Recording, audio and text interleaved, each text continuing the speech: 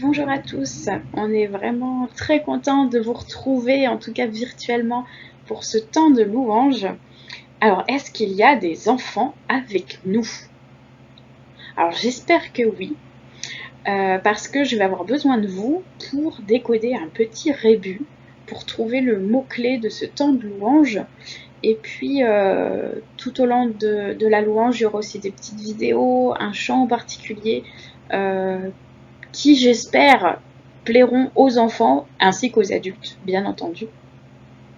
En tout cas, voilà le petit rébut pour découvrir le mot-clé de ce temps de louange. Vous êtes prêts? Le feu, attention, c'est... Mais quel est cet animal? Alors, ce petit paresseux est en train de dormir. Qu'est-ce qu'on écrirait dans sa bulle comme si c'était dans une bande dessinée? Et on cherche la 9e lettre de l'alphabet. Je vous laisse 30 secondes pour réfléchir.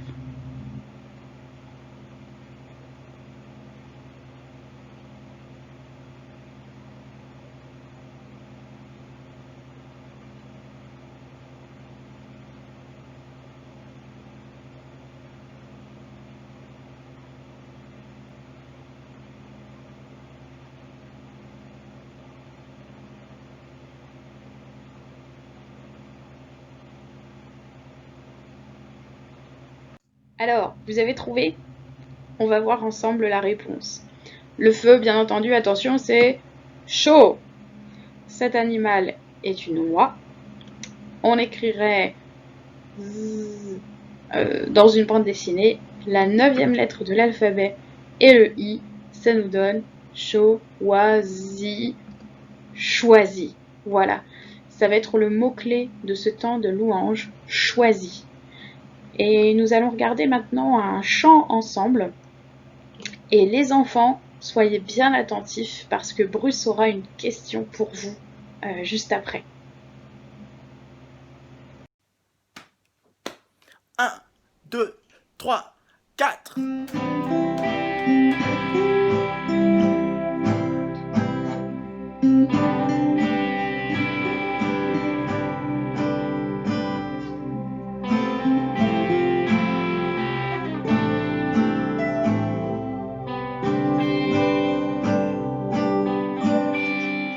Quand je marche dans la vallée de l'ombre de la mort, que je suis face à mon destin, quand le chemin devient toujours plus étroit,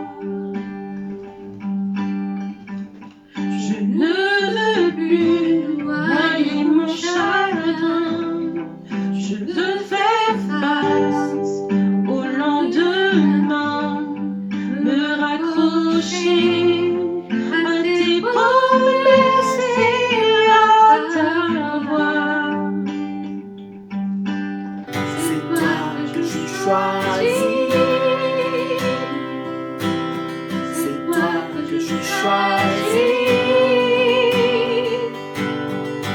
Au-delà de mes doutes, au-delà de mes peurs, au-delà de mes peines. C'est toi que j'ai choisi. C'est toi que j'ai choisi. Au-delà de mes doutes, au-delà de mes peurs, au-delà de mes peines.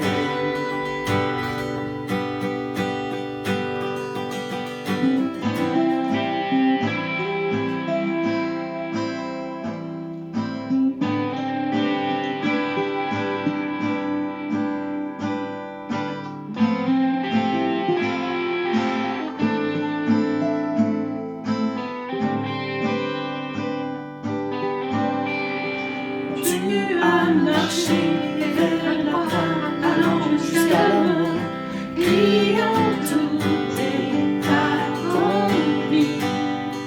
Tu m'as choisi, oui, tu m'as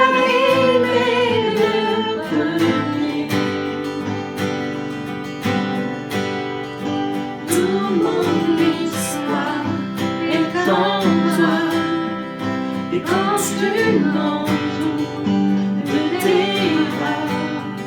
Tu me libères et me rappelles ta vérité. C'est toi que je choisis. C'est toi que je choisis. Au-delà de mes doutes, au-delà de mes peurs, au-delà de mes peines. C'est toi que je choisis. C'est toi que je choisis. Au-delà de mes doutes, au-delà de mes peurs, au-delà de mes peines. Et tu viens dans ta lumière, éclatant de gloire, montrant que tu es roi dans ta lumière. Et tu perces les ténèbres et au nom de gloire, montrant que tu es roi dans les ténèbres. Et tu viens dans ta lumière, éclatant de gloire, montrant que tu es roi dans ta lumière. Et tu perces les ténèbres et au nom de gloire, montrant que tu es roi dans les ténèbres. C'est toi que je choisis. C'est toi que je choisis. Au-delà de mes doutes, au-delà des malheurs, au-delà de mes peines. C'est toi que je choisis. C'est toi que je choisis. Au-delà de mes doutes, au-delà de mes peurs, au-delà de mes peines. C'est toi qui m'as choisi.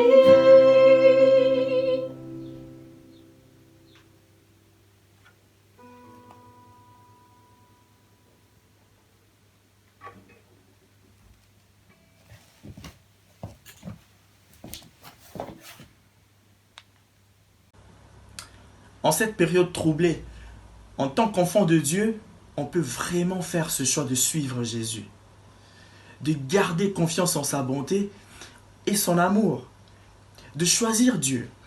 En fait, pendant cette période de confinement, mettons de déconfinement, beaucoup, nous les premiers, se sont posé la question de savoir, mais où est Dieu dans tout ça?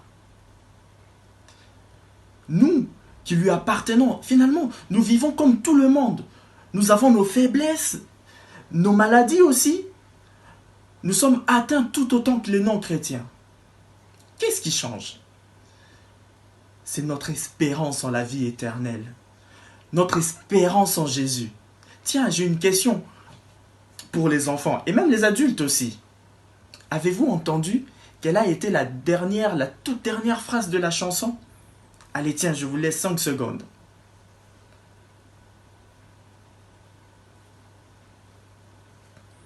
C'est toi qui m'as choisi.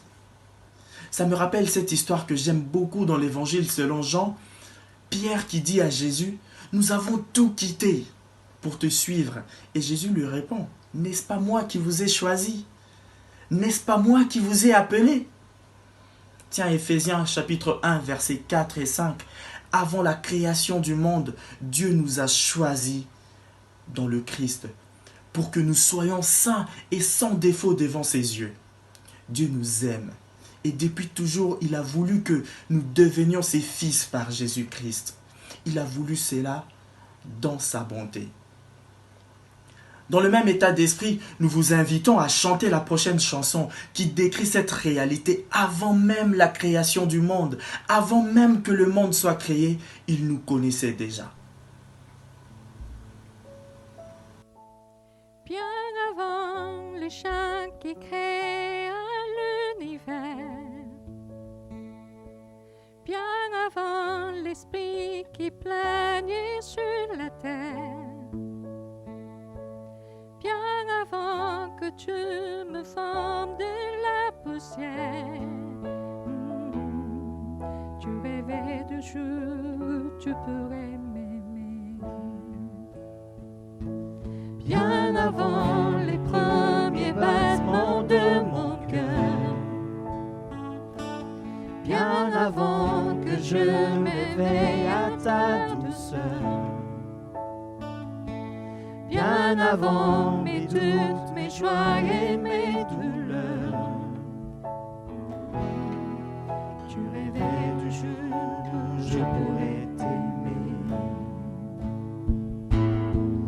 Tu rêvais du jour où je pourrais t'aimer.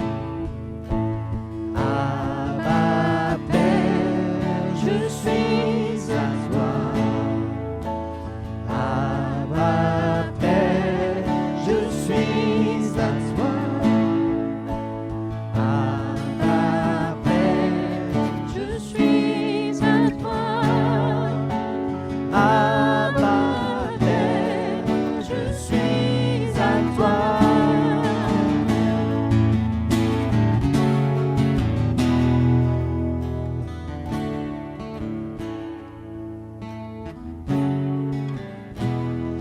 Bien avant que Jésus marche sur la terre,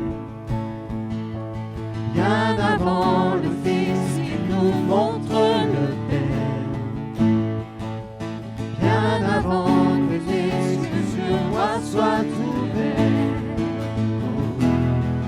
Tu rêvais du jour où tu pourrais m'aimer.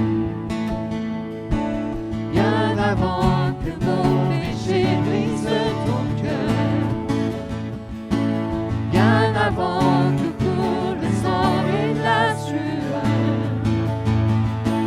bien avant les feux, le froid et la douceur. Je rêvais du jour où je pourrais t'aimer.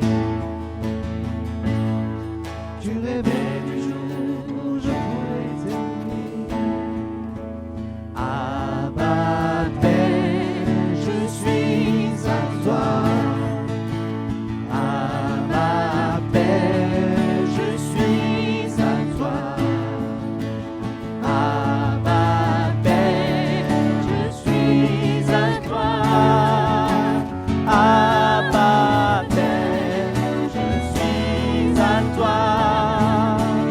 Abba Père, je suis émerveillé, saisi par l'immensité de ton amour pour moi. Abba Père, si grand est ta tendresse, ton cœur est grand ouvert et je viens plonger dans tes bras. Abba Père, je suis émerveillé, saisi par l'immensité de ton amour pour moi. Abba Père, si grande est ta tendresse, ton cœur est grand ouvert et je viens plonger dans tes bras. Abba Père, je suis à toi. Abba Père, je suis à toi. Abba Père, je suis à toi. Abba Père, je suis à toi.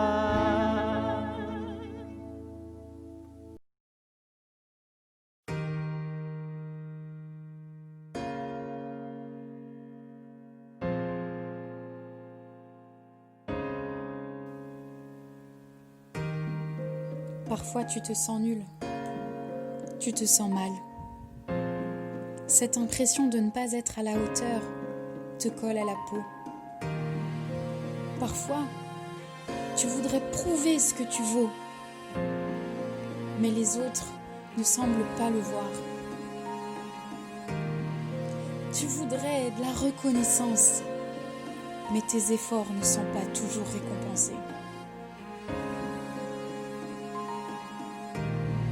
Parfois, tu doutes de ta valeur. Parfois, tu voudrais être meilleur. Parfois, tu voudrais faire mieux. Parfois, tu as peur de ne pas être à la hauteur. Arrête et lève les yeux vers le ciel. Arrête, écoute le seul avis qui compte. Arrête, écoute ce que te dit le Dieu éternel. Je te choisis toi. Personne d'autre ne te remplace auprès de moi. C'est toi que je choisis. Je t'ai créé comme ça, je t'ai voulu comme ça. Tu es précieux à mes yeux parce que tu vis. Pas besoin d'être héroïque, pas besoin de te distinguer. Je t'aime d'un amour éternel parce que tu es mon enfant, parce que je t'ai choisi. Tu fais toute ma joie. Je vis en toi, ne l'oublie pas. Je te connais parfaitement, je connais tes hauts, tes bas, tes sentiments fluctuants. Mais je t'ai choisi et je ne veux pas du ciel sans toi. Je t'ai choisi, alors j'ai tout donné pour être en parfaite harmonie avec toi. Je t'aime tellement, je suis sûre que tu n'en as pas totalement conscience. Je t'aime infiniment et jusqu'à la fin des temps, je t'ai choisi. Je t'aime d'un amour éternel. Parce que tu es mon enfant, tu fais toute ma joie. Ne l'oublie pas.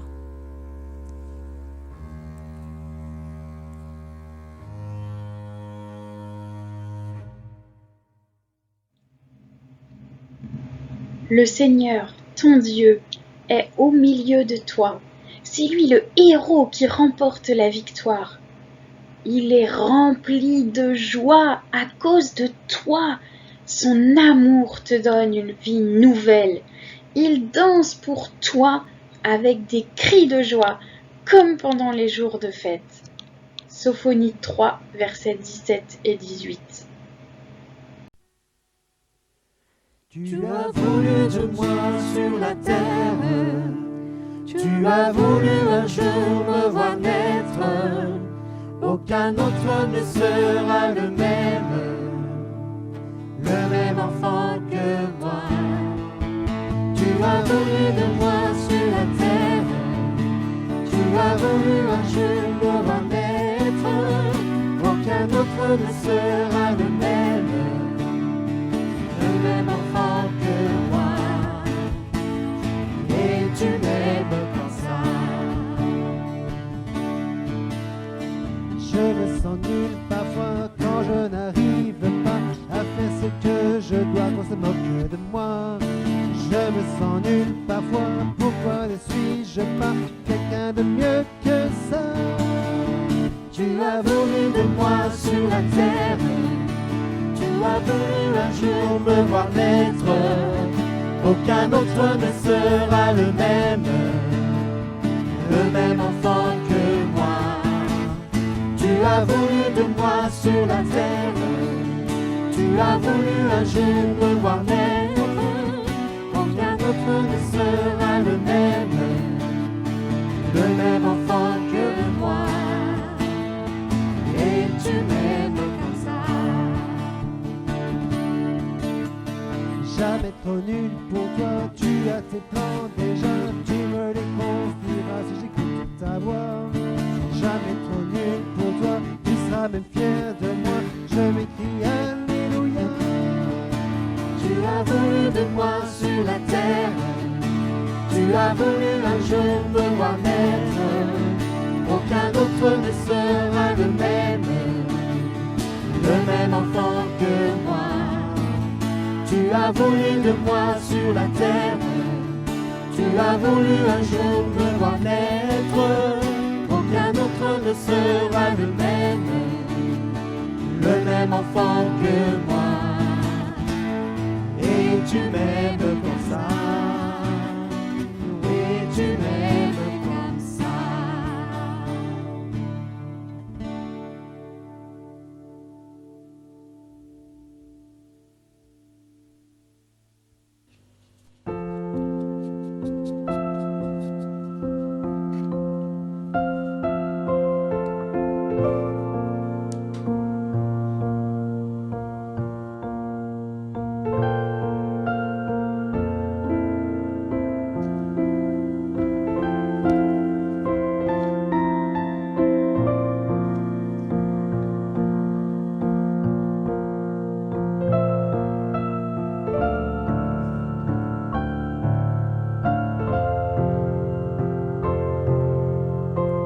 Waouh, tu es magnifique. Tu es parfait comme ça.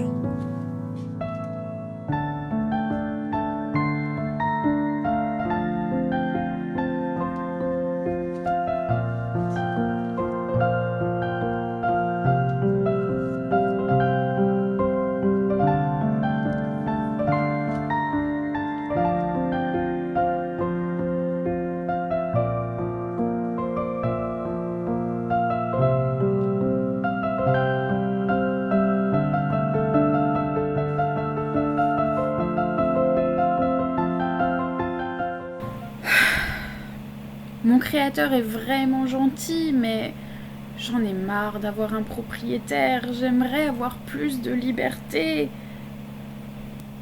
Mais rien ne m'empêche de partir. Je pourrais partir à l'aventure, partir d'ici, voir le monde, être libre enfin. Allez, je me lance. Oula, c'est haut.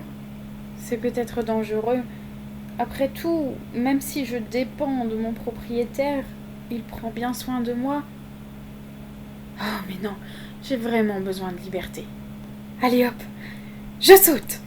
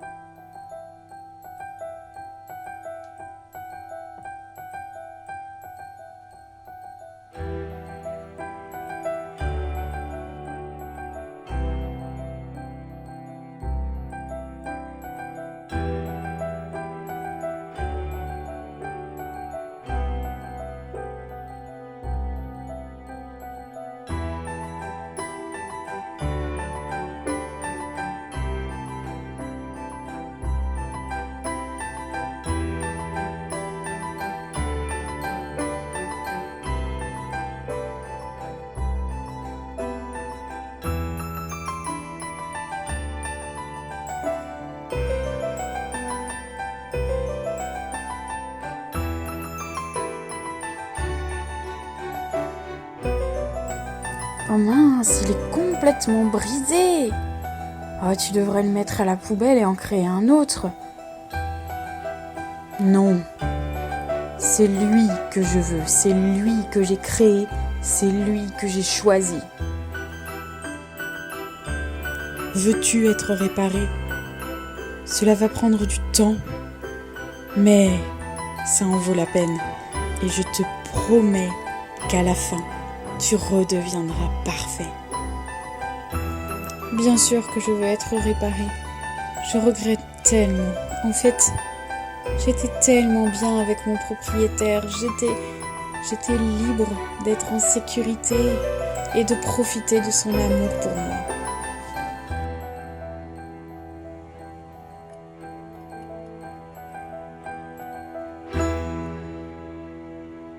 Voilà, te voilà à nouveau parfait et magnifique.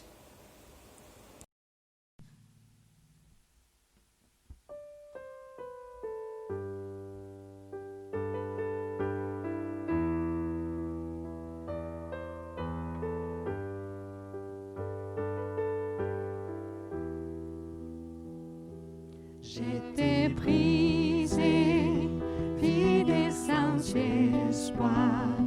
Ta grâce m'a trouvé, m'a restauré. Je n'ai rien à moi, mais tel que je suis, tu me libères, tu me libères, grâce infinie de notre Dieu qui un jour m'a sauvé.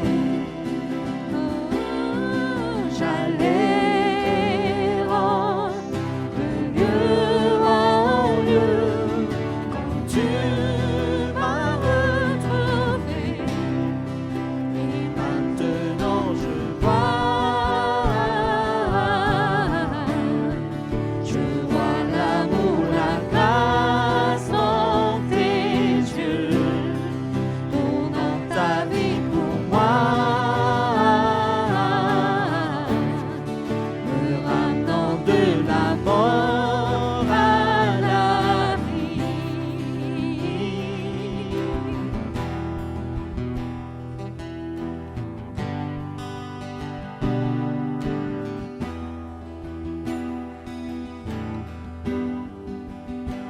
Tu prends nos péchés, tu prends nos faiblesses, tu places ton trésor dans tes vases d'argile.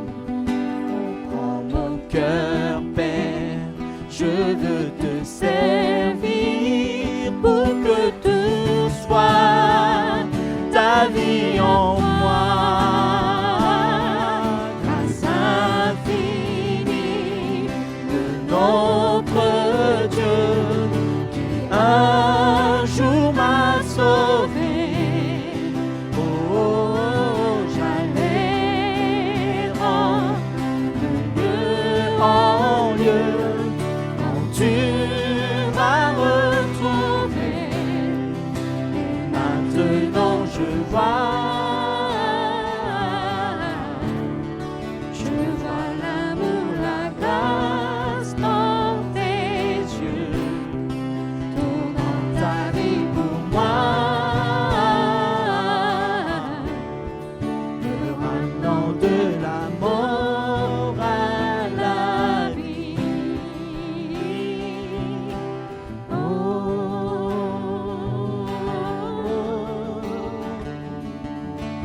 oh,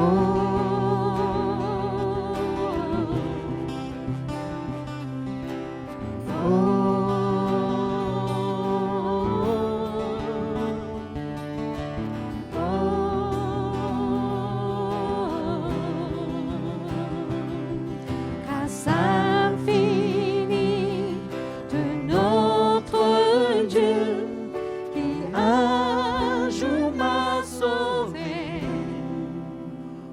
Oh, j'allais rendre de lieu en lieu quand tu m'as retrouvé. Et maintenant je vois l'amour, la grâce dans tes yeux, donnant ta vie pour moi, me ramenant de la mort à la vie.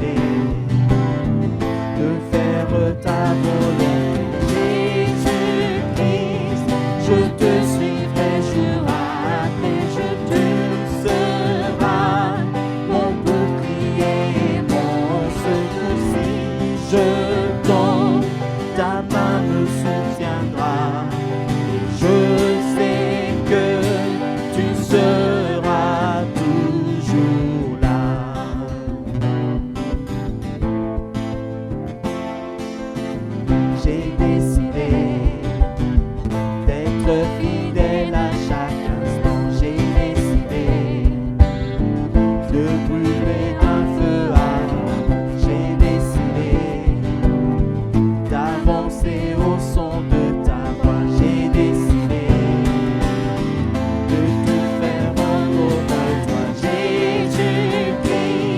Je te suivrai jour après jour, tu seras mon bouclier, mon secours. Si je tombe, ta main me soutiendra. Et je sais que tu seras toujours là.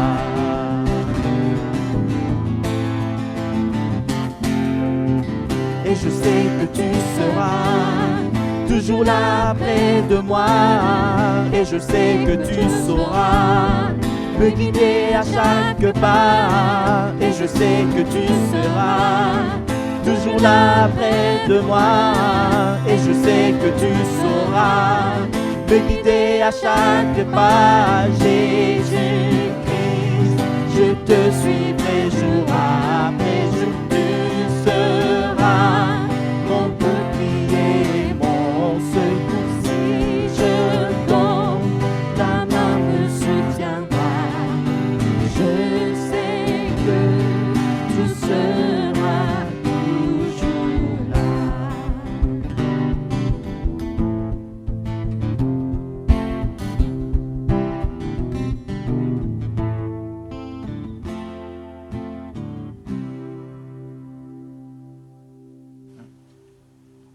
C'est vrai que tant d'amour nous pousse à nous engager pour Dieu.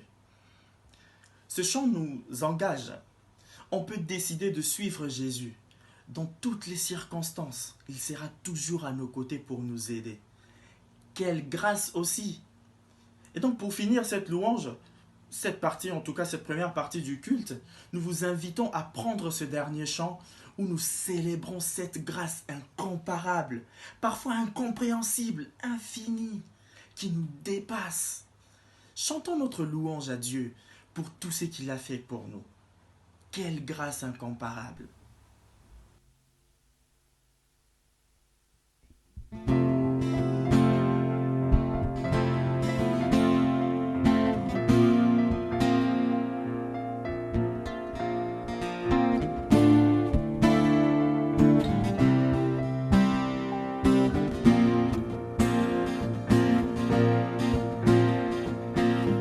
Ici le pouvoir du mal de la mort, qui est un âme, si puissant, si fort, c'est le roi de rois, il est le roi des rois.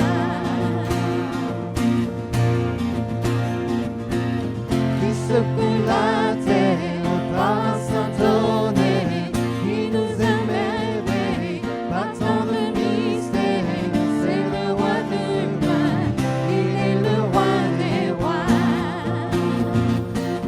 Quelle grâce incomparable, quel amour infini, que tu aies pris ma croix, que tu sois mort pour moi. Tu as payé le prix pour qu'enfin je sois libre. Oh, oh, oh, Jésus, je te chante pour ce que tu as fait. Qui ramène la paix dans la confusion, change les orphelins en fils et en filles. C'est le roi de rois, il est le roi des rois. Qui ressuscite les peurs dans la vérité, lui comme le soleil de tout son éclat. C'est le roi de rois, il est le roi des rois. Quelle grâce incomparable, quel amour infini, que tu aies pris ma croix, que tu sois mort pour moi. Tu as payé le prix pour qu'enfin je sois libre. Oh, oh, oh, Jésus, je te chante pour ce que tu as fait.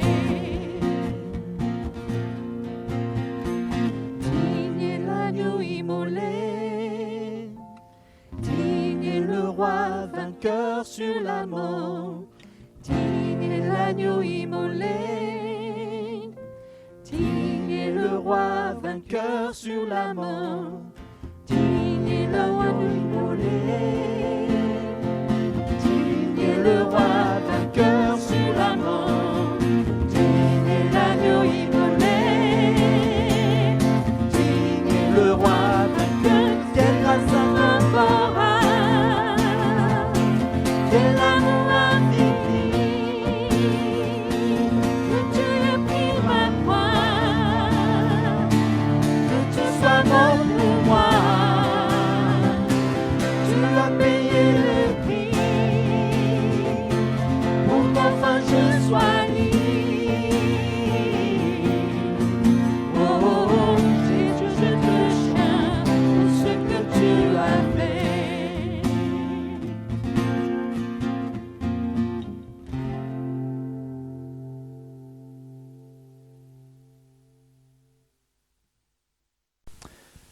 Merci pour la louange. Merci Fred de nous avoir accompagnés. Je vais prier pour toi, pour le message. Ouais. Seigneur, on veut te remercier pour l'opportunité, l'occasion que tu nous donnes de pouvoir être nourris par ta parole. Merci pour la louange tout à l'heure, pour les personnes qui se sont investies.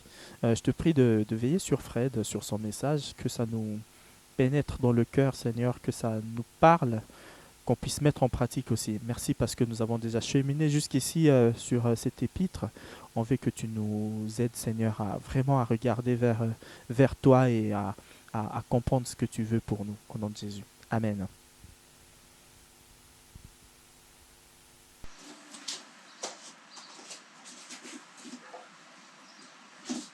Bonjour les frères et sœurs, bonjour à tous. On va passer maintenant à l'aspect prédication. Merci pour cette louange, Bruce. Merci pour l'investissement et pour ce qu'on a pu chanter ensemble pour notre Seigneur.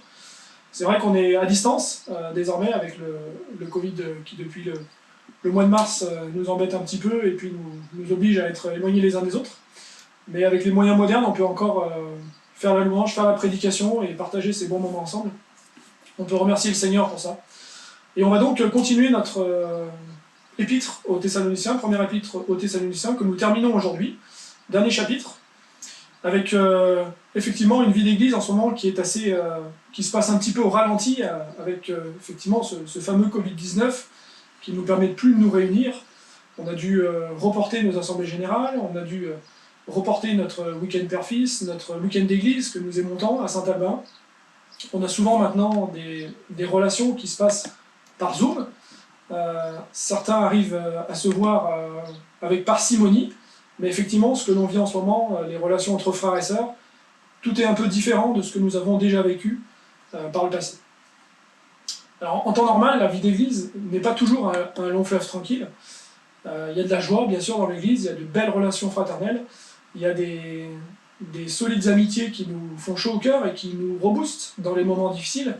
Mais parfois, c'est inévitable. On peut avoir aussi des moments plus difficiles, des conflits, des mésententes.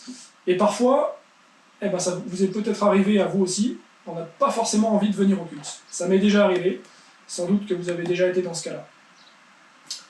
On est mal luné, on se dispute avec les enfants le matin, et ça peut colorer notre matinée de façon plus ou moins négative. Et ça peut aussi nous empêcher, quand nous arrivons au culte, d'avoir un cœur ouvert par rapport à ce que le Seigneur veut nous dire, et par rapport à ce que le Saint-Esprit veut mettre dans notre cœur.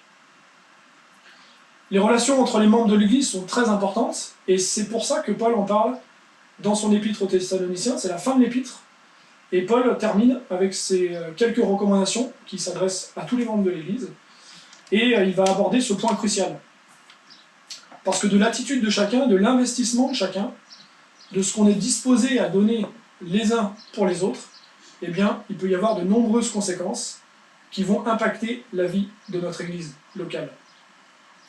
Et on va voir ensemble, ce matin, ce que Paul a à nous dire, et de ce que Paul va nous inciter à accomplir dans notre vie d'Église. Quelle attitude nous allons devoir adopter pour que nos relations soient au top, et que nous puissions servir au mieux le Seigneur. Pourquoi ? Parce qu'un cœur qui est fermé, un cœur qui est chagrin, ne pourra pas louer et servir le Seigneur efficacement. Et c'est pas pour rien que Paul parle beaucoup de la joie dans ses épîtres. On va le voir ici dans l'épître aux Thessaloniciens, il en parle également dans l'épître aux Philippiens. parce qu'elle est indispensable à une belle vie d'église. Et une belle vie d'église, c'est important parce que ça rayonne autour de nous et ça peut toucher nos semblables, et notamment les non-chrétiens. Donc j'ai axé ma prédication en 3 parties. Le thème, le sujet, les versets étaient assez facilement découpés. Et donc la première partie, je l'ai intitulée « Pour de bonnes relations entre les frères et sœurs ». Donc je reprends la lecture de la première épître aux Thessaloniciens, chapitre 5, versets 12 et 13.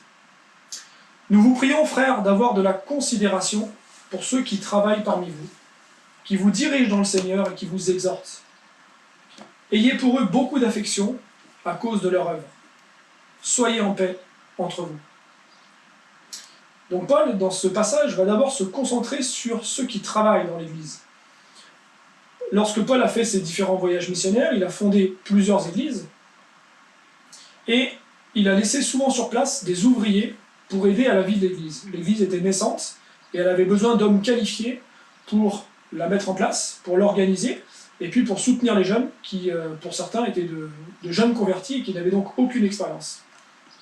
On pense notamment à Timothée, on pense à Tite, que Paul a souvent envoyé, délégué dans les églises pour les aider à se construire. Ici, Paul parle d'hommes qui avaient des responsabilités, qui étaient des anciens issus de la communauté, ça pouvait être des pasteurs, des enseignants, et Paul va axer son sujet ici sur la relation entre le pasteur ou les responsables et le troupeau. Et il est important que la relation entre les deux soit la plus saine possible pour que l'Église puisse grandir spirituellement. Paul va donc encourager ici l'Église à progresser. Dans une Église, on a tendance, quand on a besoin de monde, on ne va pas forcément nommer tout de suite quelqu'un en disant « Tiens, toi, tu vas faire ça », mais on va d'abord, dans un premier temps, observer ceux qui vont travailler dans l'Église, ceux qui produisent de fruits, ceux qui font les choses peut-être avec moins d'empressement. Et ici, le mot « travail » a plutôt la signification en grec. Ça veut dire, le synonyme c'est un peu essoré ou épuisé. Ça veut dire que c'est quand même quelque chose, une tâche qui est quand même ardue. Alors bien sûr, le Seigneur n'a pas forcément besoin de nous, parce que le Seigneur pourrait tout faire sans nous, il est omniscient, il est omnipuissant, il peut tout, mais le Seigneur nous aime et il aime travailler avec nous, il aime nous avoir comme collaborateurs. Et ici, eh bien, il va parler des anciens qui vont être à la tête du troupeau, comme le berger va guider ses brebis. C'est ce que signifie ici dans ces versets le mot « diriger ». Alors, quelle est la responsabilité de ces bergers? Les bergers vont devoir assurer la direction spirituelle du troupeau, ce qui va impliquer plusieurs tâches. D'abord, établir une atmosphère spirituelle positive. Ensuite, favoriser l'unité fonctionnelle dans l'Église. Bien sûr, établir de bons rapports avec les membres de l'Église, c'est essentiel. Et puis également les aider à faire face aux difficultés de la vie en trouvant des solutions bibliques à leurs problèmes. Et également promouvoir les changements au sein de l'Église, c'est inévitable. Une Église évolue, elle a besoin de changements parfois, elle a besoin de s'adapter. Et tout cela, eh bien, en se laissant guider par le Saint-Esprit. L'autre responsabilité des bergers envers leurs brebis, c'est de les exhorter. Ici, on a un mot qui en grec qui se traduit par nous tétéo. C'est un mot que Paul va souvent utiliser dans ses épîtres. Dans la version biblique français courant, on le traduit par le verbe instruire. Donc ça veut dire que ça implique des connaissances qui sont théoriques, mais également un enseignement qui va combiner une exhortation pour inciter les brebis à vivre dans la sainteté. On a un aspect théorique et également un aspect pratique. Alors bien sûr, quelle doit être l'attitude des gens pour ceux qui travaillent, d'après Paul? Eh bien, la Bible nous dit que le troupeau, les brebis, doivent avoir de la considération, parce que les responsables le sont pour le bien de tous. Quand on est responsable dans une église, on ne le fait pas pour avoir la gloire personnelle, parce qu'on sait que c'est pas ce que le Seigneur veut pour nous, toute la gloire doit lui revenir, mais quand un dirigeant prend des responsabilités, eh bien il le fait pour que le troupeau se porte bien. Et il le fait pour le Seigneur. On est tous serviteurs. Mais ces tâches sont des tâches qui sont difficiles. Et donc Paul nous incite les membres à avoir de l'affection et de l'affection pour nos responsables mais cela ne peut marcher que s'il y a de la confiance. On a un verset clé qui en parle dans l'Épître aux Hébreux. Alors c'est pas forcément Paul qui a écrit l'Épître aux Hébreux, hein, on connaît pas l'auteur. Mais l'auteur de l'Épître aux Hébreux nous dit en Hébreux 13, verset 17, « Obéissez à vos conducteurs et ayez pour eux de la déférence, car ils veillent sur vos âmes comme devant en rendre compte. Qu'il en soit ainsi afin qu'ils le fassent avec joie et non en gémissant, ce qui ne vous serait d'aucun avantage. » On a parfois des dirigeants, souvent même, qui sont fatigués. Je suis l'époux de la trésorière et de l'église et qui est également membre du CA. Et je l'ai vu souvent rentrer de réunion le soir à 23h, fatigué parce que c'est sûr que c'est des discussions qui sont prenantes. On a des responsabilités, on doit prendre des décisions pour l'ensemble du troupeau. Et c'est pas évident, c'est beaucoup de stress et de la responsabilité. C'est difficile. Des réunions, des discussions, des décisions, c'est parfois très lourd et parfois, eh bien, on n'a pas forcément de retour positif derrière. Donc c'est un rôle qui peut être parfois un peu ingrat, mais qui est indispensable à la marche de l'Église. Parce que c'est le rôle d'un leader d'être devant. Un leader ne doit pas être idolâtré, y compris un pasteur, mais un leader ne doit pas non plus être rabaissé. Il faut trouver le juste milieu entre les deux.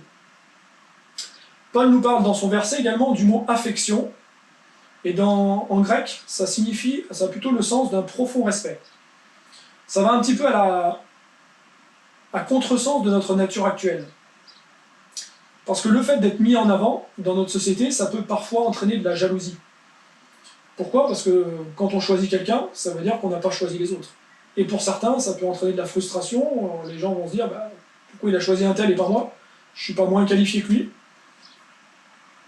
Des fois, c'est difficile, et c'est pour ça que Paul demande dans ce verset de rester en paix.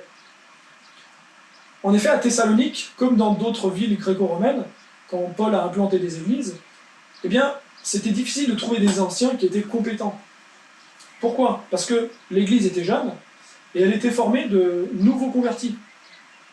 Par conséquent, pour ses membres, eh bien, très peu avaient de la maturité et de la sagesse qui puisse leur permettre de guider le troupeau.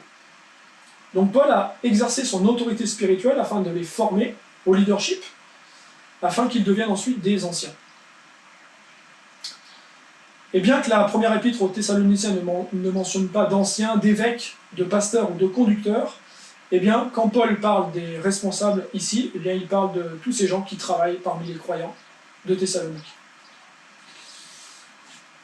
Ensuite, c'était difficile de trouver des anciens à Thessalonique qui soient compétents parce que les nouveaux croyants étaient de cultures différentes. C'était des gens ordinaires, certains même étaient esclaves, et donc ils n'étaient pas habitués aux responsabilités du leadership. Et donc, ils devaient apprendre à grandir spirituellement et en se développant également comme leader. Donc quand vous n'avez jamais exercé ce don-là, c'est difficile, ça s'apprend. Alors, quid des brebis ? Quid du troupeau ici ? Si vous connaissez un petit peu le travail de berger, vous savez que c'est un métier qui n'est pas facile, parce que les brebis sont des créatures souvent sales, souvent faibles, souvent désorganisées, elles ont tendance à courir un peu partout, certaines vont se perdre, c'est pas évident, et puis elles ont souvent pas forcément de la considération pour celui qui les guide. Et donc le berger doit apprendre, quand il commence avec un troupeau, à se faire obéir, à se faire respecter. Et je pense que c'est un petit peu pareil dans l'Église. Parce que si les membres de l'Église ne sont pas soumis aux responsables, eh bien, la vie de l'Église peut devenir assez rapidement misérable et infructueuse. C'est pour ça qu'il est important que les membres de l'Église et les chrétiens soient donc conscients des responsabilités qu'ils ont par rapport aux responsables et aux pasteurs. Paul présente ici 3 responsabilités des brebis envers les pasteurs. Premièrement, avoir de la considération pour eux. Deuxièmement, avoir de l'affection pour eux. Et troisièmement, se soumettre à eux. Alors ici, le mot « avoir de la considération », ça peut également signifier un soutien financier. Je m'appuie sur cela sur le passage qui se trouve dans le premier épître de Timothée, chapitre 5, verset 17. « Que les anciens qui dirigent bien soient jugés dignes d'un double honneur, surtout ceux qui travaillent à la prédication et à l'enseignement. » Ici, le terme « timé », qui est traduit par « honneur », il a le sens de respect ou de haute estime. Et en fait, le contexte de 1 Timothée 5, quand on lit ce chapitre, ça désigne plus ou moins le fait d'avoir un rapport avec l'argent. Donc en fait, Paul ici va demander aux Thessaloniciens d'avoir de la considération pour leur pasteur, de l'amour, du respect, et donc, quand on a de l'amour et du respect, et qu'on sait qu'une personne est soutenue financièrement, eh ben on a beaucoup plus à cœur de la soutenir et de s'engager pour elle. Alors Paul nous a parlé ici des responsables, il parle également de marcher avec les plus faibles dans la suite. C'est la deuxième partie. 1 Thessaloniciens 5, 14, nous vous en prions aussi, frères, avertissez ceux qui vivent dans le désordre, consolez ceux qui sont abattus, supportez les faibles, usez de patience envers tous. Donc l'apôtre a ici c'est un petit peu concentré sur les péchés qui faisaient obstacle un petit peu à la croissance spirituelle de l'église de Thessalonique. Et il a identifié un petit peu plusieurs sortes de brebis qui pouvaient poser difficulté et dont il fallait s'occuper. Par exemple, on a les brebis capricieuses, qui ont du mal à rentrer dans les rangs. On a les brebis inquiètes, qui ont besoin de courage, de foi, d'audace. On a aussi les brebis qui sont plus faibles, qui ont besoin de discipline en matière de sainteté. Et puis on a parfois, ça arrive, des brebis un petit peu plus méchantes, qui doivent rechercher la justice. Dieu n'aime pas le désordre. La Bible nous le dit en 1 Corinthiens 14, 33, Dieu n'est pas un Dieu de désordre, mais un Dieu de paix. Dieu aime bien quand, dans les églises, les choses sont ordonnées. Et par amour fraternel, en tant que membre de l'église, en tant que frères et sœurs, et en tant que chrétiens, eh bien nous devons avertir un frère qui ne marcherait pas droit. C'est ici l'exhortation de Paul au verset 14. Le terme « ceux qui sont abattus », ça signifie ceux qui ont peu d'âme, ceux qui sont hésitants, ceux qui manquent de courage. Ce sont des gens qui sont faibles spirituellement. Et puis on a également un autre passage qui dit « supporter les faibles ». Donc supporter les faibles, c'est ceux qui tombent facilement. Et pour toutes ces brebis qui sont en difficulté, ce qu'il faut pour arriver à maintenir le troupeau uni et pour pas qu'elles se perdent, eh bien, c'est avant tout un travail d'amour. Il faut de la patience, il faut du tact, et surtout, ne pas oublier de prier, c'est essentiel. Quand vous priez pour quelqu'un, vous êtes forcément beaucoup plus proche de lui, vous avez beaucoup plus à cœur ses problèmes. Et quand on prie, on remet également nos desiderata au Seigneur, et on peut compter sur sa force, et pas sur nos propres forces. Et puis bien sûr, quand on s'occupe d'un frère, d'une brebis qui est en difficulté, qui est faible, eh bien, il ne s'agit pas d'aller colporter, d'aller déblatérer en parlant aux autres, et de façon négative. On doit soutenir le frère et on doit être également là pour lui, sans aller voir ailleurs. Je pense qu'il est important de prendre le temps dans une église d'observer ceux qui souffrent, celui qui a besoin de parler, qui a besoin d'être accompagné, de prier avec lui, de lui dire qu'on l'aime, tout simplement. Dans une église, on a des gens qui ont des maturités spirituelles différentes, et c'est aussi le devoir d'un frère ou d'une sœur plus expérimenté d'être présent avec amour, avec humilité, et bien sûr, sans supériorité quelconque. Quand on est ancien dans la foi, et qu'on a un jeune converti qui est en difficulté, on peut être tenté de se dire « moi ça fait 20 ans que je suis chrétien, etc. » Non. Quelque part, il faut se faire serviteur du frère ou de la sœur qui doit être accompagné. Et la plupart du temps, on a tendance à laisser ce travail aux pasteurs ou aux anciens. Mais je pense que c'est une erreur. Et Paul nous le rappelle ici. On a tous besoin les uns des autres. Le ministère entre frères, c'est un ministère qui est merveilleux. On peut s'aider les uns les autres, on peut se faire du bien les uns aux autres. Et parfois même sans parler, il peut simplement s'agir d'être présent avec le frère, même sans rien dire. Ça me rappelle l'histoire des amis Job, qui ont été extraordinaires, les amis de Job. Pendant 7 jours, ils sont restés avec lui sans parler. Par contre, après, quand ils ont ouvert la bouche, c'est là que les soucis ont commencé pour Job. Donc le troisième point dans cette première partie, c'est le fait de rester aimant, même si ça fait mal. Je reprends l'épître aux Thessaloniciens, chapitre 5, verset 15.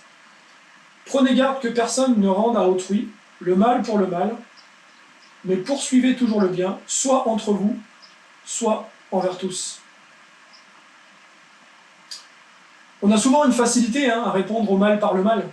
C'est humain, je dirais, hein, quand quelqu'un nous fait du mal, il nous balance une petite pique, on va répondre.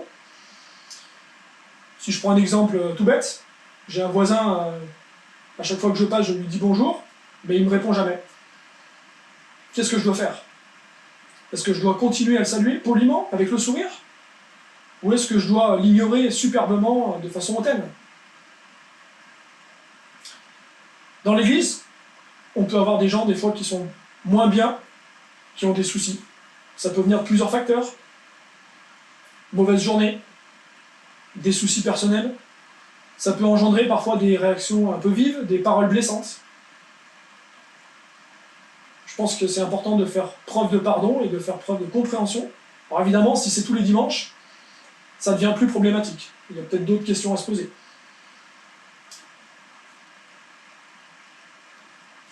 Parfois, nous sommes tentés de répondre à celui qui nous a fait du mal, mais qu'est-ce que nous dit le Seigneur dans sa parole? En Romains, chapitre 12, verset 21, la Bible nous dit « Ne te laisse pas vaincre par le mal, mais surmonte le mal par le bien ».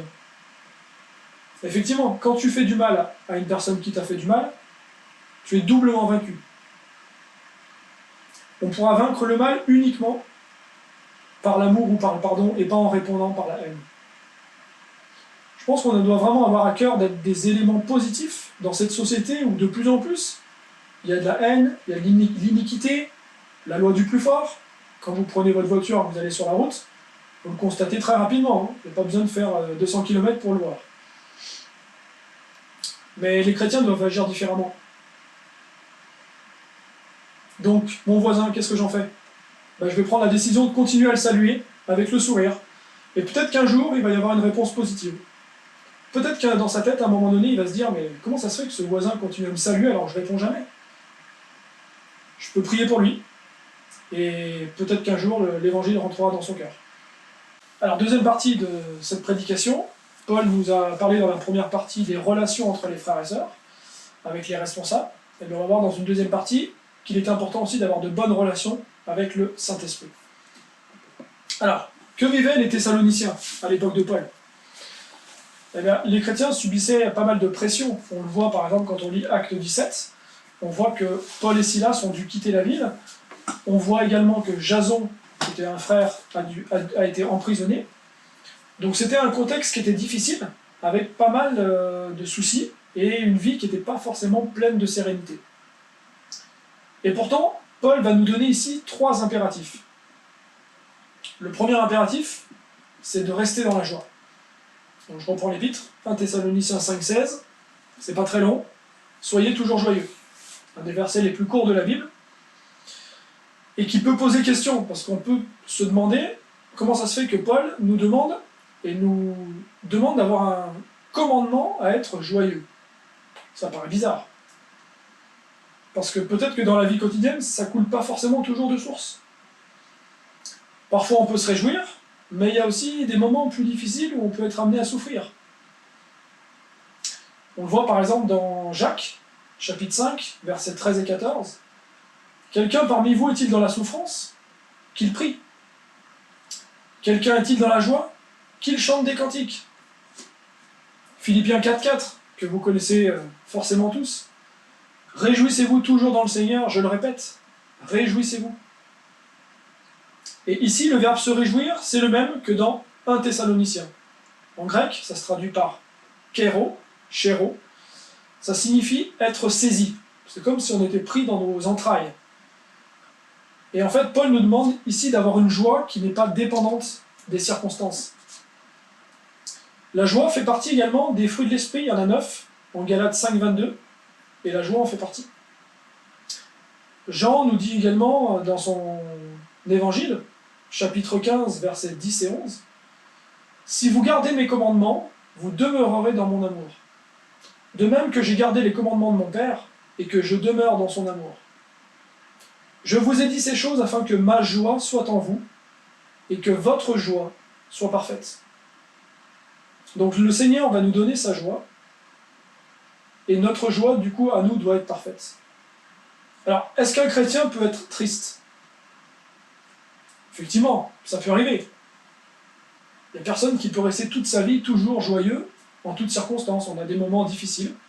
On peut avoir des passages difficiles, mais si vous avez un frère chrétien qui est perpétuellement triste tous les dimanches, à chaque fois que vous le voyez, ou même dans la semaine, parce que la vie chrétienne, c'est pas que le dimanche à l'église, eh ben c'est peut-être qu'il y a un souci. C'est peut-être qu'il n'est pas complètement attaché au cep et à Jésus-Christ.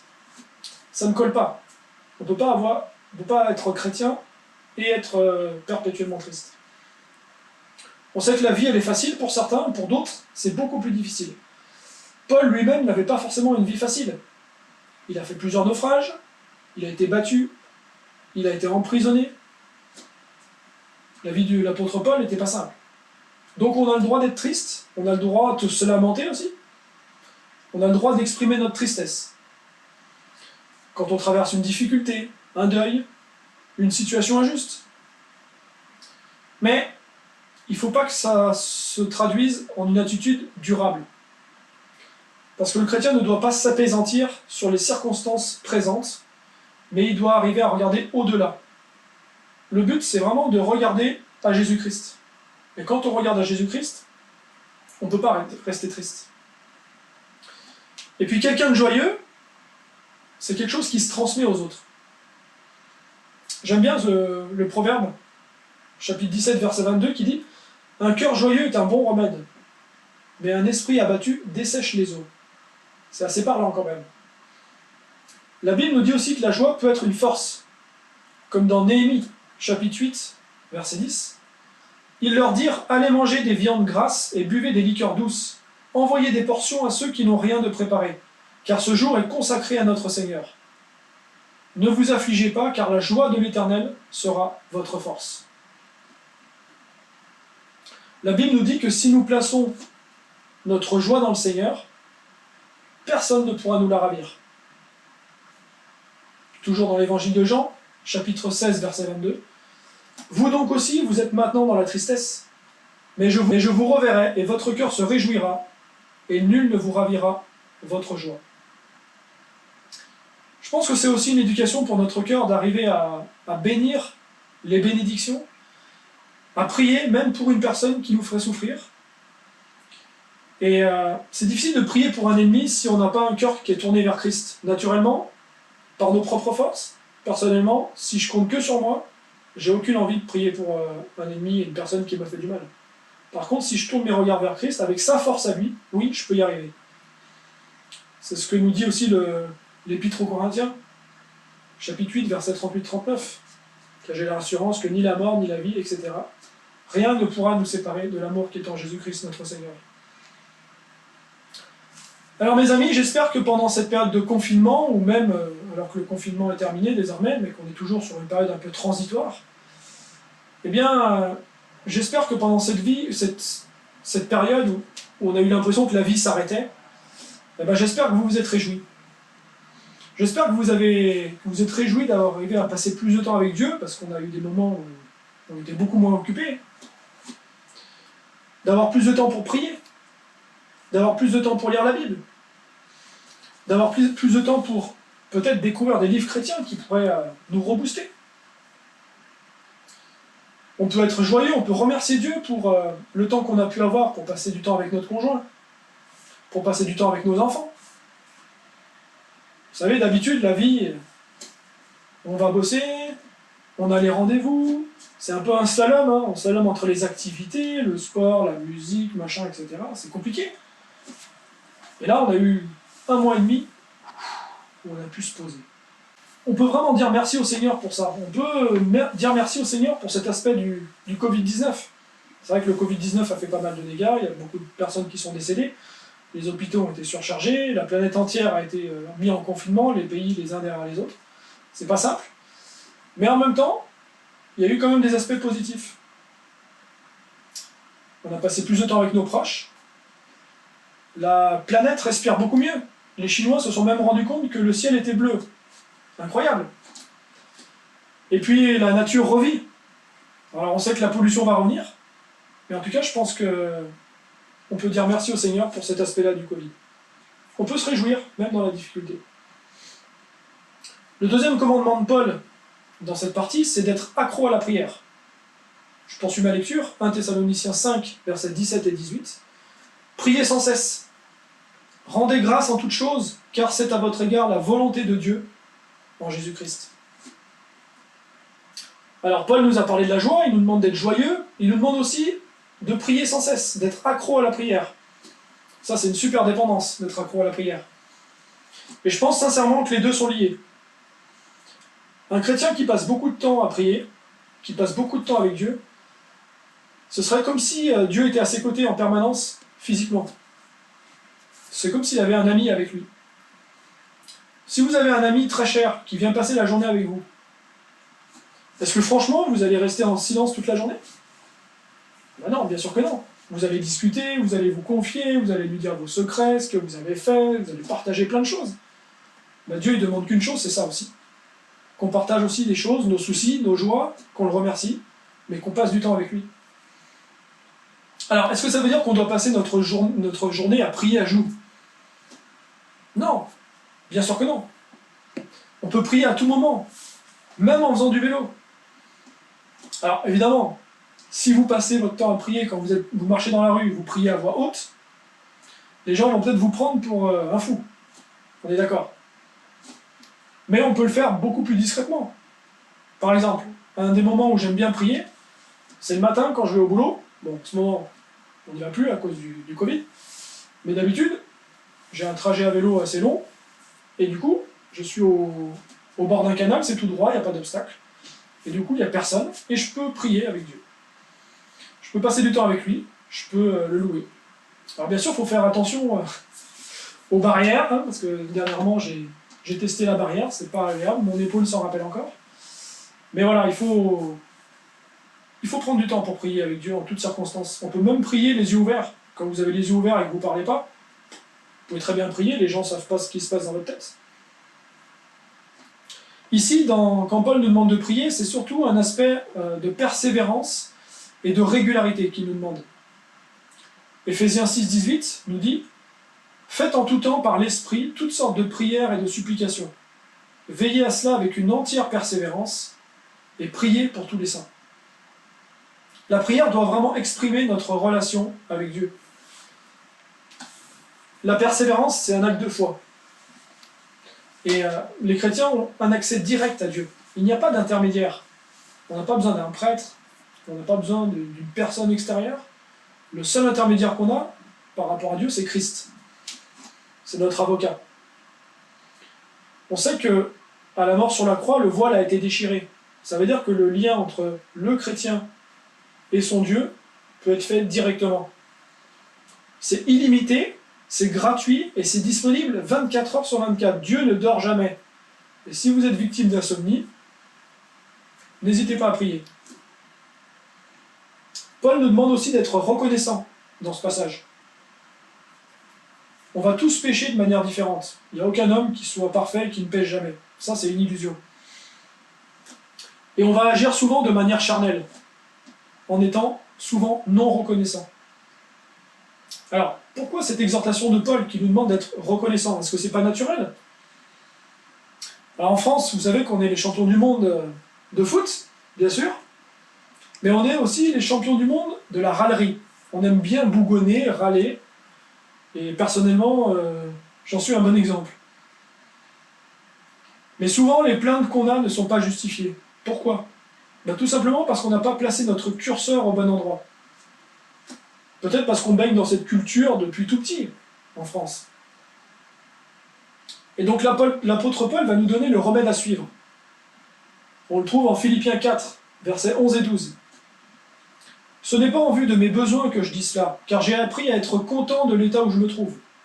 Je sais vivre dans l'humiliation et je sais vivre dans l'abondance. En tout et partout, j'ai appris à être rassasié et à avoir faim, à être dans l'abondance et à être dans la disette. » Alors vous connaissez tous la vie de l'apôtre Paul. J'en ai un petit peu parlé tout à l'heure. Ça n'a pas été un long fleuve tranquille, la vie de Paul.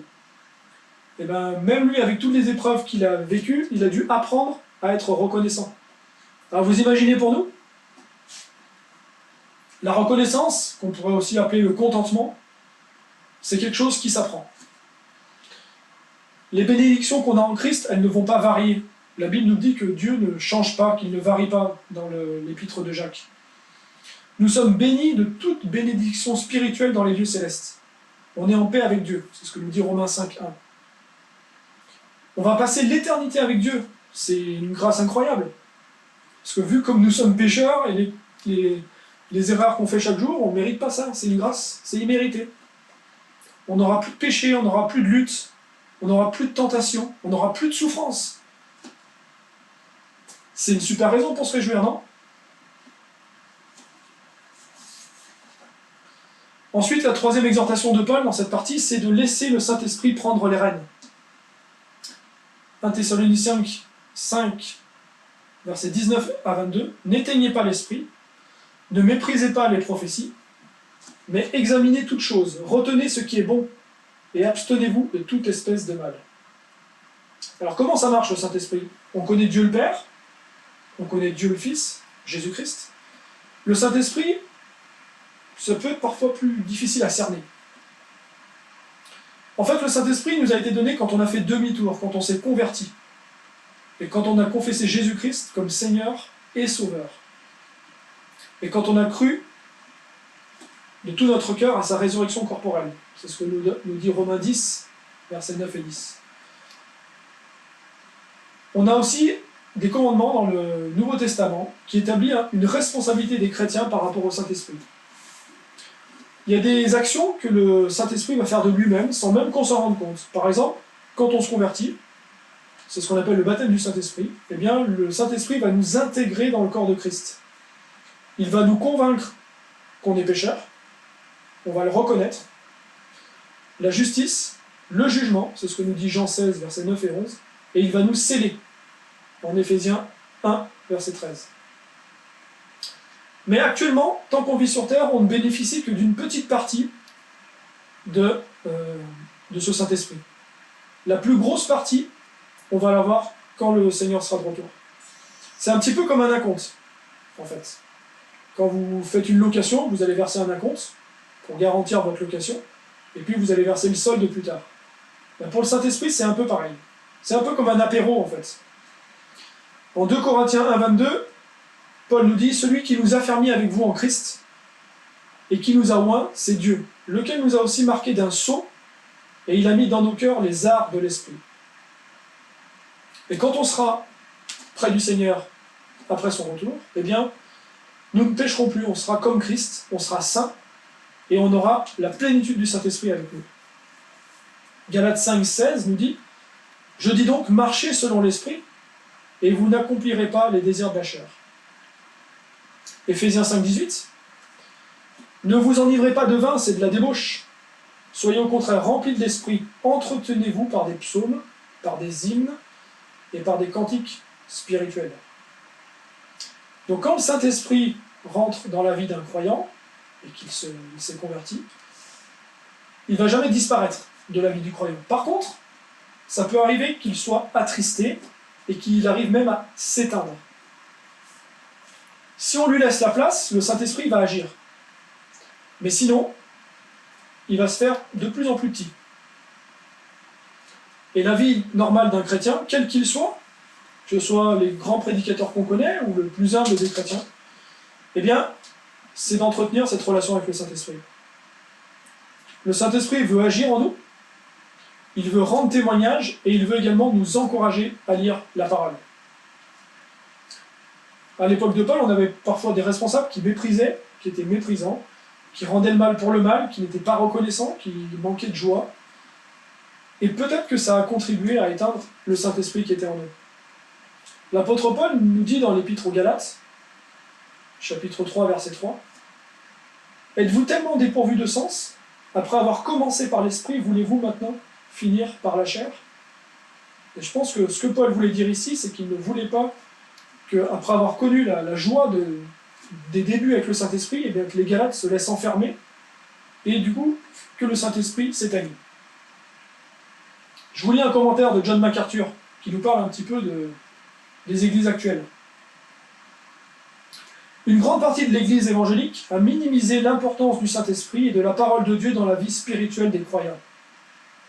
Elle est donc coupable du même genre d'erreur pour laquelle Paul a repris les Le ministère du Saint-Esprit et la puissance de la parole deviennent secondaires par rapport aux techniques et aux méthodes pragmatiques et humanistes auxquelles on a recours pour répondre aux besoins émotionnels et spirituels des gens. La préoccupation actuelle de l'Église, en ce qui concerne la psychologie par exemple, remplace la vérité biblique par les approches centrées sur l'homme et sur la résolution des problèmes. Donc là, c'était une petite partie d'un commentaire de John MacArthur. En fait, quand on regarde un petit peu son analyse, on se rend compte que John MacArthur dit qu'il y a de plus en plus de chrétiens qui ont du mal à différencier le vrai du faux, ou le bien du mal. Par exemple, on hésite parfois à proclamer l'évangile et à dire la vérité biblique clairement. Parce qu'on se dit peut-être qu'on va offenser les incroyants. On prend un exemple tout simple, la vie en couple avant le mariage. La Bible est clairement contre. Elle dit que l'homme et la femme ne peuvent vivre ensemble et avoir des relations sexuelles que lorsqu'ils sont mariés. Et pourtant, des fois, dans certaines églises, on tolère certaines choses parce qu'on se dit oh, on va pas être trop méchant, on va pas être trop strict pour ne pas blesser ces jeunes convertis. Voilà. Le fait que Jésus a promis d'envoyer à tous les croyants le Saint-Esprit comme consolateur, c'est vraiment une excellente chose pour ne pas l'éteindre. C'est un cadeau que Christ nous fait. On ne peut pas refuser un cadeau du Créateur de l'univers. Et ce processus de sanctification, il va comprendre une variété d'œuvres qui ont été amorcées par le Saint-Esprit. Par exemple, le Saint-Esprit va nous permettre de mieux comprendre la parole de Dieu. Le Saint-Esprit va également introduire les croyants dans une relation intime avec Dieu.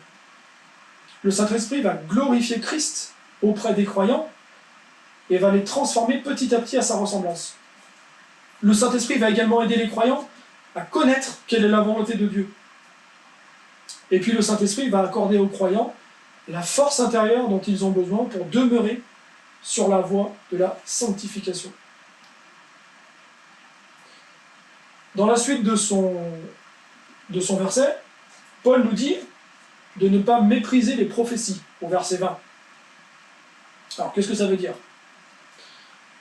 En grec, mépriser, ça se traduit par exouténéo. Ça a un peu le sens de considérer comme absolument nul, traiter avec mépris, regarder de haut. Et le mot prophétie est traduit par prophétéia, qui peut signifier soit des paroles orales, soit des paroles écrites. En tout cas, c'était quelque chose de public. De nos jours, Dieu a parlé, il s'est révélé en Christ, et le Seigneur sur la croix, quand il est mort, a dit « Tout est accompli ». Et nous avons une Bible qui est complète. La Bible nous dit qu'il n'y a rien à retrancher, rien à ajouter à la parole de Dieu. Mais à l'époque de Paul, ce n'était pas tout à fait la même chose. La Bible n'était pas complète, les évangiles n'avaient pas été créés. On suppose que l'épître aux Thessaloniciens, qu'on a étudié ensemble, c'est la première épître que Paul a écrite. Les autres épîtres n'existaient pas, les évangiles non plus. Et donc du coup, il était important pour les chrétiens d'arriver à se concentrer sur ce qui était dit. Parce que dans l'église primitive, il pouvait y avoir des erreurs. De nos jours, il n'y a plus d'erreurs, puisque la Bible est complète et suffisante et parfaite. On a parfois d'autres éléments dans notre société qui peuvent utiliser des versets de la Bible. Je prends par exemple les témoins de Jéhovah qui peuvent venir avec la Bible à la main et sortir des versets de leur contexte. On peut faire dire n'importe quoi à un verset. J'aimais bien, quand j'étais jeune chrétien, ce pasteur qui disait un verset sorti de son contexte n'est qu'un prétexte. Effectivement. Quel que soit le prédicateur ou l'orientateur que nous avons et qui va prêcher la parole de Dieu, l'important c'est toujours de rester critique. L'important c'est de toujours examiner la parole. Parce qu'il peut y avoir des erreurs. L'erreur est humaine. Donc c'est important de bien revenir toujours à la parole de Dieu. Et l'important aussi, c'est de bien faire attention au Saint-Esprit, à veiller à ce qu'il reste éclairé dans notre vie. Par exemple, on peut prier avant de venir au culte pour que le Saint-Esprit nous permette d'être attentifs à ce que Dieu a à nous dire. C'est jamais un exercice de trop. Et ça, on ne peut pas y arriver tout seul. On a besoin de la force de Dieu, parce que par nous-mêmes, on ne peut pas y arriver. Donc on a vu les relations avec les frères et sœurs, on a vu les relations avec le Saint-Esprit, Et on va voir maintenant que Paul nous encourage à vivre de bonnes relations avec nous-mêmes. 1 Thessaloniciens 5, versets 23-24. Que le Dieu de paix vous sanctifie lui-même tout entier, et que tout notre être, l'esprit, l'âme, le corps, soit conservé irrépréhensible lors de l'avènement de notre Seigneur Jésus-Christ. Celui qui vous a appelé est fidèle et c'est lui qui le fera. Vous savez, Dieu s'intéresse à nous de façon complète. Quand on devient chrétien, il va purifier notre âme, mais il veut également prendre soin de notre corps. Paul nous dit esprit, âme et corps. C'est trois éléments qui vont ensemble. Et en fait, on se rend compte que quand l'esprit va bien, en général, le corps va bien aussi. Je ne sais pas si vous connaissez l'effet placebo. L'effet placebo, en fait, c'est utilisé souvent dans le domaine médical. On atteste que le simple fait de prendre un médicament, même s'il n'a aucune substance active, ça peut engendrer, alors pas toujours, mais ça peut engendrer une amélioration de l'état du patient. Et il y a une étude qui a montré que même pour les vrais médicaments, qui ont donc des principes actifs, eh bien à peu près 30% du résultat total est lié à l'effet placebo.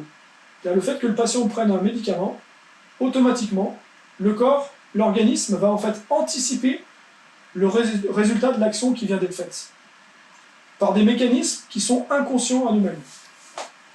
Et le cerveau va alors actionner un processus qui va permettre de enrayer partiellement la douleur. Donc, morale de l'histoire, quand on va bien à l'intérieur, on va en général mieux à l'extérieur. En tout cas, ça peut changer. Donc c'est pour ça ici que l'apôtre associe l'esprit, l'âme et le corps. Pour que le corps aille bien, il faut aussi que l'esprit soit parfaitement disposé. Et l'esprit ne peut être bien disposé que s'il est vraiment en parfaite communion avec son Créateur. Alors comment peut-on être en communion avec le Créateur? En lisant la Bible, par exemple. Mémorisons des versets. C'est une activité saine, ça fait travailler la mémoire, ça nous permet de mieux connaître la parole et de la mémoriser. Ayons à cœur également de nous faire baptiser, comme signe public d'obéissance. Prenons la scène pour montrer notre appartenance à Christ. Je vous rappelle que le baptême et la scène ne sauvent pas, mais c'est une démonstration publique que l'on a choisi d'être chrétien et qu'on a choisi d'obéir à notre Sauveur. Louons Dieu, écoutons des cantiques chrétiens. Laissons-lui toute la place. Vous savez, on est comme des vases d'argile dans les mains du Seigneur. Lui, c'est le potier. Nous, on est des vases d'argile. Et j'aime bien ce verset dans Romains 9, qui nous dit que le vase d'argile, c'est pas lui qui va dire au potier comment le modeler. Le potier, il sait, c'est lui qui est aux commandes, il sait comment faire. Laissons-nous modeler par le Seigneur et restons en communion avec lui. Et vous verrez que l'esprit ira beaucoup mieux et le corps également. Et je vais terminer l'épître avec les derniers versets. 1 Thessaloniciens 5, versets 25 à 28. Frères, priez pour nous. Saluez tous les frères par un saint baiser. Je vous en conjure par le Seigneur, que cette lettre soit lue à tous les frères, que la grâce de notre Seigneur Jésus-Christ soit avec vous. Alors Paul va ici nous exhorter encore une fois à la prière. C'est la deuxième fois en l'espace de 10 versets que Paul nous encourage à prier. Ça confirme l'importance de la prière. Il y a une multitude de sujets possibles. On n'est jamais à court de sujets de prière à adresser à notre Seigneur. Ça peut être par exemple le développement de notre église locale. Ça peut être par exemple en ce moment pour le PDE, la venue d'un pasteur. Ça peut être les ministères qui restent à pourvoir dans l'église. On peut prier aussi pour la sagesse, pour nos dirigeants et pour nos anciens. Ils en ont besoin. C'est des charges lourdes, comme on l'a vu en début de prédication. On peut également prier pour que le Seigneur nous donne de la sagesse pour gérer notre temps familial par rapport au temps qui est consacré à l'église.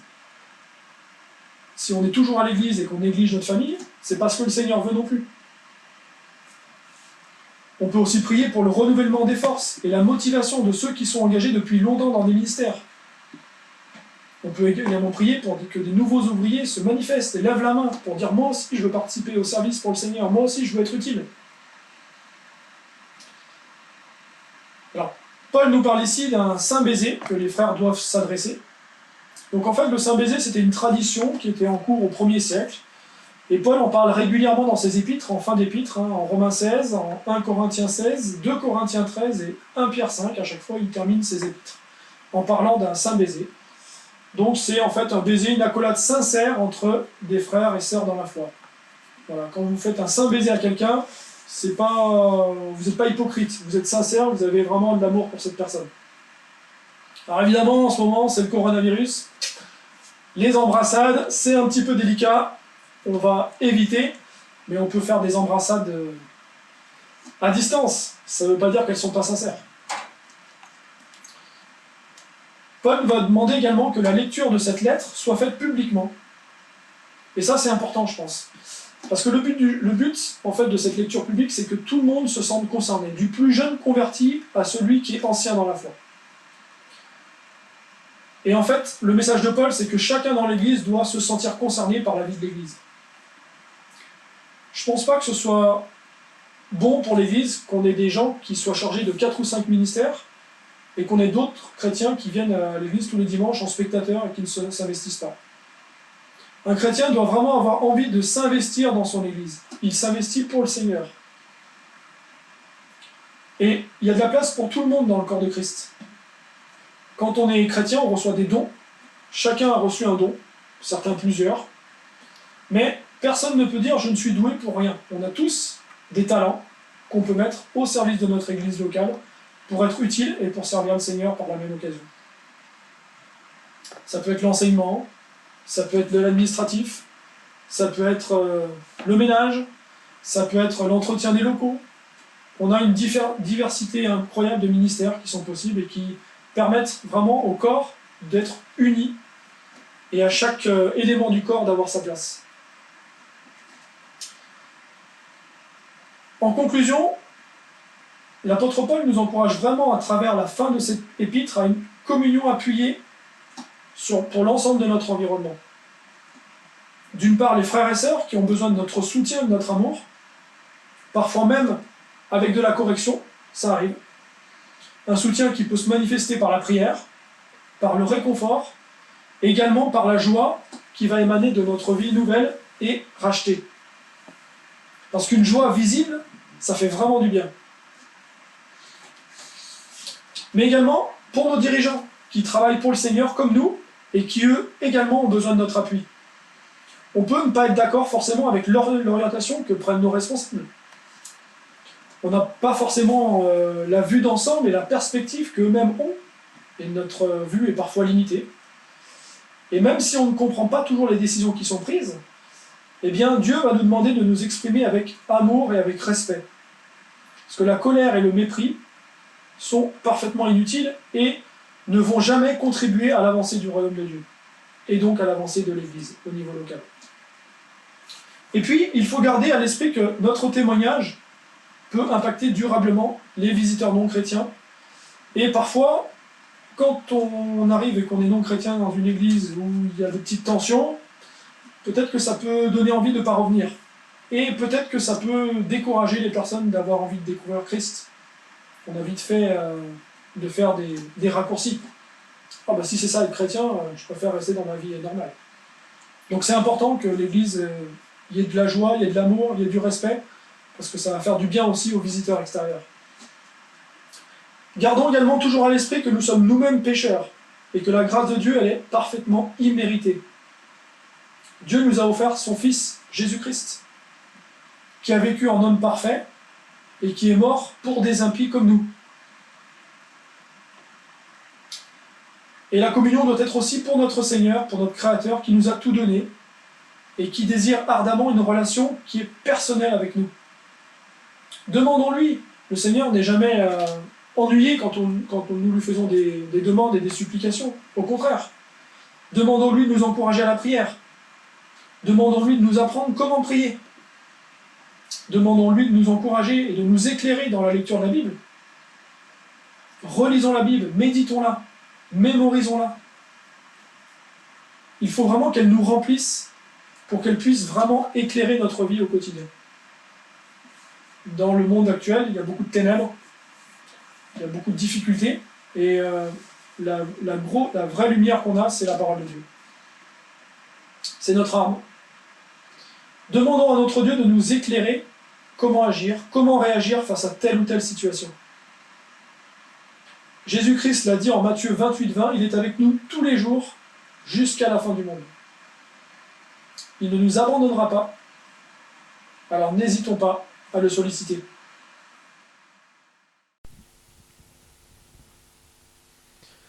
Alors Bruce, ça a été? Oui, très bien, mais tu sais, Pardon. les excuse-moi. gestes barrières, ouais.